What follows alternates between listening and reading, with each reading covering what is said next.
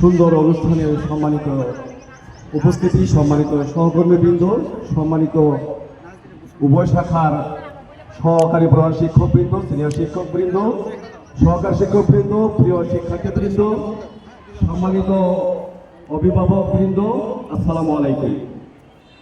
আসলে এই আজকে 1432 বাংলা নববর্ষের এই দিনে সকলকে নববর্ষের শুভেচ্ছা জানাচ্ছি এবং খুব সংক্ষিপ্তভাবে আমি যদি কথা বলার চেষ্টা করছি।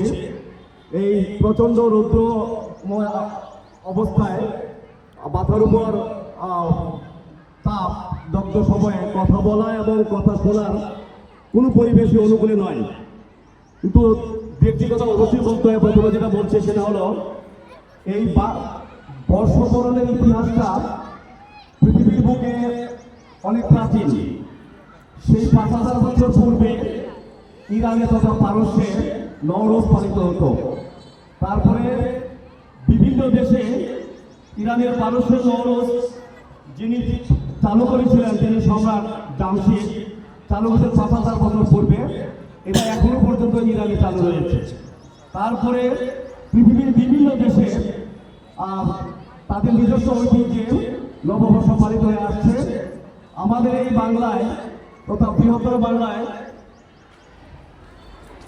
1556 সালে সম্রাট আকবরের শাসন আমলে সম্রাট আকবরের নবরত্নের মধ্যে দশম রত্ন যিনি দশম, তার নাম হলো তার নামটা হচ্ছে আকবরের সম্রাট, ওনার নামটা আমি এই মুহূর্তে দশম রত্ন, ওনার পরামর্শে সম্ভবত আমল ফজল তার নাম, ওনার পরামর্শে এই বাংলা নববর্ষ চালু হয়।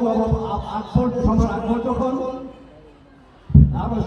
সিংহাসনে আরোহণ করেন, ওইটাকে স্মৃতি হিসেবে ধারণ করার জন্য 1556 সাল থেকে নতুন একটি বাংলা নববর্ষ চালু হয়। সেটা হিজরি 6963 সনে, অর্থাৎ আরবি সন হযরত রাসূল মক্কা থেকে মদিনায় হিজরত করে যে গিয়েছিলেন যখন, সেই দিন থেকে হিজরি সন জানা শুরু হয় এবং সেই হিজরি সন এবং হিজরি সনকে সামনে রেখে এই বাংলা নববর্ষ আজ থেকে 556 বছর আগে সম্ভবত এটা চালু হয়েছে এবং এটা ধারাবাহিকভাবে চলে আসছে। তো আমাদের এই বাংলার ঐতিহ্যবাহী এই অবস্থা সেটা হলো যে এখানে 12 মাসে 13 পার্বণ, সেই 13 পার্বণের ধারাবাহিকতায় আমাদের এই বাংলা নববর্ষ ধারাবাহিকভাবে চলে আসছে। সেই ধারাবাহিকতায় আমাদের বাংলাদেশের পয়লা বৈশাখ প্রথমে পালিত হয় 1966 সালে। 1966 সালে প্রথম নববর্ষ আমাদের দেশে চালু হয়। তারপর ধারাবাহিকভাবে সেটা চলতে 1970, 71, 72 সাল, তারপরে 1983 সালে এসে 1986 সালে এটার নাম হয় মঙ্গল শোভাযাত্রা। পরবর্তী পর্যায়ে 1999 সালে হিসেবে চেঞ্জ করে আবার আনন্দ শোভাযাত্রা এবং পরবর্তী পর্যায়ে আবার মঙ্গল শোভাযাত্রা এবং এখন এই বছর আবার সেটাকে আবার বলা হচ্ছে যে আবার আমরা পুনরুদ্ধার করছি, মঙ্গল নয়, এটা হলো আনন্দ শোভাযাত্রা। যাই হোক, সবকিছু মিলে আমাদের বাংলা নববর্ষের মধ্যে এটা চালু করেছিলেন মুসলিমরা, কিন্তু এটা এখন সার্বজনীন সকল ধর্মের মানুষের জন্য একটি সার্বজনীন উৎসবে পরিণত হয়েছে।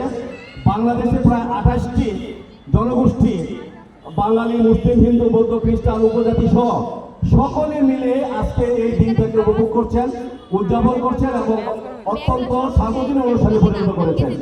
তো এখানে যে ইলিশ সংস্কৃতিটা, এটা আসলে বাস্তবে আমি যতটুকু পড়েছি 1983 সালে রমনা বটমূলে রমনা পার্কে কয়েকজন সাংবাদিক মিলে ইলিশ পান্তা চালু করেছিলেন। তখন থেকে ইলিশ পান্তাটা আসলে চালু হয়েছে। এটা আমাদের বাঙালি সংস্কৃতির সাথে খুব একটা বেশি ঐতিহ্যের মিল নেই। আর আমাদের কৃষকরা পান্তা খেতে, ইলিশ তারা পাবে কোথায়? আর পান্তাটাও যে ছিল এটারও অনেক লম্বা চলে কাহিনী, যাক আমরা ওদিকে যাচ্ছি না। আমি আমার বক্তব্য শেষ করে দিচ্ছি। আজকের এই অনুষ্ঠান অত্যন্ত সুন্দর হয়েছে। যারা এই অনুষ্ঠানকে এই পর্যন্ত নিয়ে আসার জন্য অক্লান্ত পরিশ্রম করেছেন, শ্রম দিয়েছেন, নেতা দিয়েছেন, বিশেষ করে সহকারী প্রধান শিক্ষক বিজয় কুমার রায় সহ লুৎফুল কবির, তারপরে আমাদের এই চারুকলা ডিপার্টমেন্টের রবিন, তারপরে আমাদের সুলতান সাহেব সহ আমাদের সুজন ভূঁইয়া এবং ম্যাডামরা যারা আছেন সকলকে আন্তরিক ধন্যবাদ কৃতজ্ঞতা জ্ঞাপন করে, এবং যারা স্টল দিয়েছো তোমাদেরকে কষ্ট করে স্টল দিয়েছো তোমাদের জন্য ধন্যবাদ জানিয়ে, এবং তোমাদের এই স্টলের জন্য আমরা তোমাদের জন্য কিছু সাবসিডি রেখেছি সেটাকে হ্যাঁ হ্যাঁ যারা রেলি গিয়েছে সবাইকে ধন্যবাদ জানাচ্ছি, এবং তোমাদের রেলিটা যে আজকের উপস্থিতির মধ্যে সবচেয়ে সুন্দর হয়েছে সেটা কোনো সন্দেহ নাই। রেলির ব্যাপারে যারা প্রচেষ্টা চালিয়েছো গিয়েছো তাদেরকে ধন্যবাদ জানাচ্ছি, এবং যারা স্টল দিয়েছো তোমাদের জন্য আমাদের সাবসিডির ব্যবস্থা আছে। আজকের এই সুন্দর আয়োজনে সকলকে ধন্যবাদ জানিয়ে আবার সকলকে নববর্ষের শুভেচ্ছা জানিয়ে আগামী বছর আমরা এই বছর যে ভুল ত্রুটিগুলো হয়েছে সেগুলো ইনশাআল্লাহ আমরা আগামী বছর আরো ভালো করে আরো সুন্দরভাবে করার প্রত্যয় ব্যক্ত করে আমার বক্তব্য এখানে শেষ করছি। আসসালামু আলাইকুম ওয়া রাহমাতুল্লাহি ওয়া বারাকাতুহু।